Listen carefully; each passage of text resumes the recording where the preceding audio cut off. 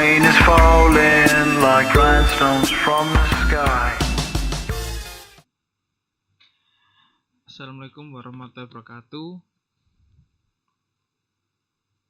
Saya David Ardiansyah, NIM 2021 023 006.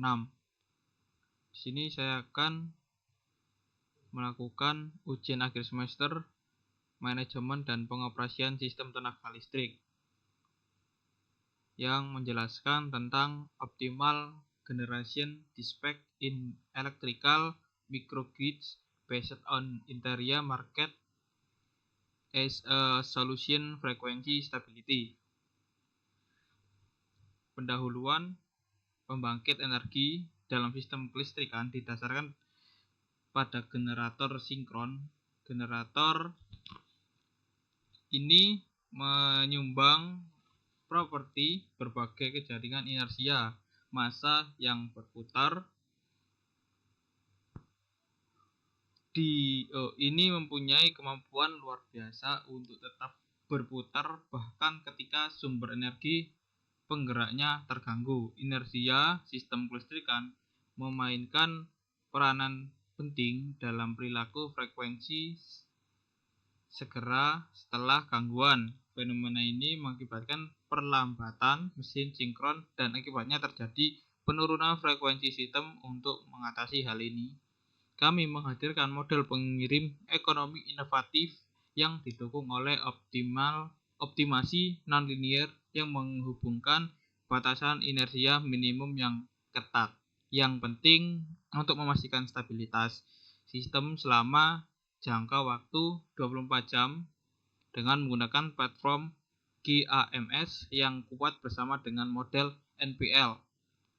Kami berhasil memecahkan masalah pengiriman. Hasil kami menggarisbawahi pentingnya mempertahankan inersia sistem dalam ambang batas 1,54 detik yang diusulkan oleh model kami yang menunjukkan pengurangan nyata dalam biaya pembangkitan sebagai hasil langsung dari peningkatan pendekatan pengirim ekonomi. Lanjut, table of contents, konten 1. Permasalahan yang melatar belakangi riset. 2. Subjek riset. 3. Metode yang digunakan riset. 4. Perbedaan dengan riset-riset sebelumnya. 5. Hasil riset. Yang pertama, permasalahan yang melatar belakangi riset. Laporan dan penelitian terbaru menyoroti meningkatnya kekhawatiran mengenai stabilitas frekuensi di jaringan listrik, terutama karena kurangnya respon inersia dari sumber energi terbarukan.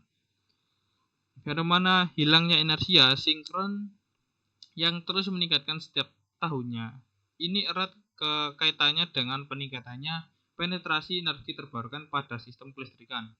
Berbagai strategi inovatif diusulkan untuk mengurangi inersia dalam sebuah kelistrikan. Salah satu strategi luar biasa ini melibatkan penggunaan elektronika daya untuk mengatur frekuensi yang menyediakan sistem sintetis, emulasi, atau virtual tentang besar terkait dengan integrasi pembangkit listrik tenaga angin dalam skala besar dan dampaknya terhadap keamanan operasional sistem tenaga listrik telah diatasi dalam strategi berdasarkan komitmen unit pengirim ekonomi. Telah diusulkan untuk mengatasi kemungkinan kekurangan inersia sinkron, terutama dalam skenario penetrasi pembangkitan non-sinkron yang tinggi. 2. Ada subjek riset, pendekatan inovatif untuk mengoptimalkan manajemen energi listrik dan panas dalam jaringan mikro yang beroperasi dengan banyak pembawa energi.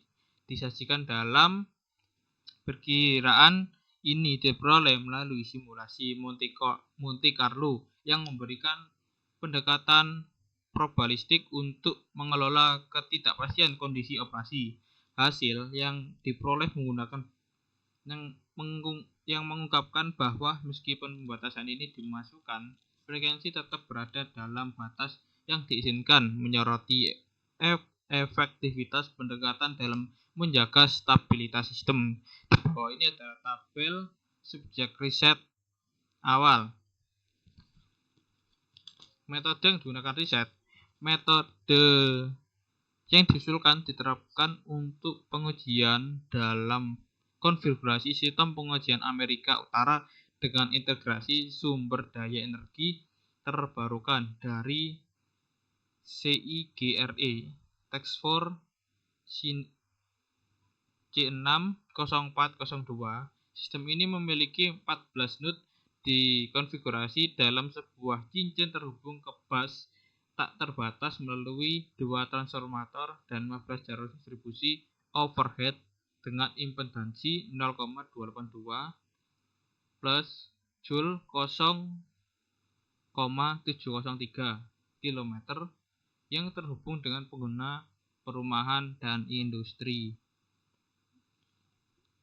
Pada studi kasus pertama, tingkat penetrasi RIS maksimum digunakan sebagai skenario dasar perbandingan. Selanjutnya, persyaratan cadangan inersia sistem adalah 0 batas tegangan pada batang berada pada kurang lebih 5% atau $1.234 untuk permintaan maksimum pada jam 8 pagi dan $77.295 untuk permintaan minimum pada jam 2 pagi. Batas daya tidak pernah melampaui dan keseimbangan daya yang diminta selalu terjamin.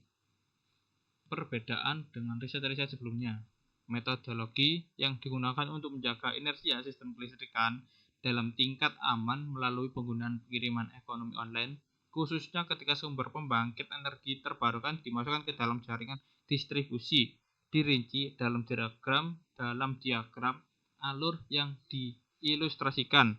Menetapkan tingkat inersia minimum memainkan peran mendasar dalam memastikan pengoperasian sistem kelistrikan yang aman dan stabil.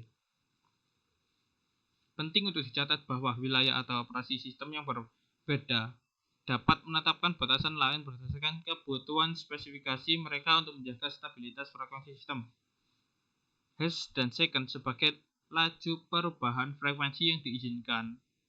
1,65 GW sebagai besar kontingensi yang didukung. 25 GW sebagai tingkat inersia minimum yang diizinkan dan 72 GW sebagai tingkat kebutuhan listrik maksimum. Di sisi lain, operator sistem yang bertanggung jawab atas pasar listrik untuk sebagai besar Texas Accord menggunakan 59 Hz untuk UFLS, 0,5 Hz untuk RUCUF kontingensi yang didukung 2,75 GW. 100 GW sebagai tingkat inersia minimum dan 73 GW sebagai tingkat kebutuhan listrik maksimum. Tabel di atas. Dengan ini, inersia minimum yang diperoleh perilaku frekuensi pada sistem terjadi gangguan daya dievaluasi dalam bentuk diferensial dan dari persamaan seperti yang ditunjukkan pada bagian B gambar 4. Frekuensi nadirnya adalah 59,1 Hz dan 59,4 Hz. Ini berbeda dalam batas aman berdasarkan persyaratan kode jaringan. Lalu untuk hasil riset, inersia sistem yang terjadi dievaluasi seperti dapat dilihat pada diagram 7. Inersia untuk setiap jam pengiriman bervariasi tergantung pada kombinasi untuk pembangkitan yang berpartisipasi dalam pengiriman ini. Selama jam sibuk, inersia sistem turun karena sumber daya distribusikan pengiriman kapasitas maksimum. Dalam grafik gambar, inersia sistem dapat diperoleh dengan mengurangkan inersia unit-unit yang berpartisipasi dalam pengiriman dari total inersia teoritis sistem. Batas tegangan yang dimasukkan membatasi variasi tegangan di setiap node dalam kisaran kurang lebih 5%. profil tegangan yang diperoleh pada batangan dapat diverifikasi pada gambar 8 seperti yang di sebelah. Pada gambar ini terlihat bahwa level tegangan minimum pada basis adalah 0,983 per unit dan maksimum 1000,016 per unit. Di gambar di atas, untuk mendapatkan perspektif yang lebih baik, perbedaan antara pengiriman sumber daya terbarukan dari kasus dasar telah diverifikasi mengenai pengiriman termasuk pembatasan inersia dan hasilnya disajikan pada gambar pada periode pukul 7 hingga pukul 1 siang. Terdapat tren yang konstan dan pengurangan pengiriman unit dengan energi terbarukan berulang sebesar 305,9 kW.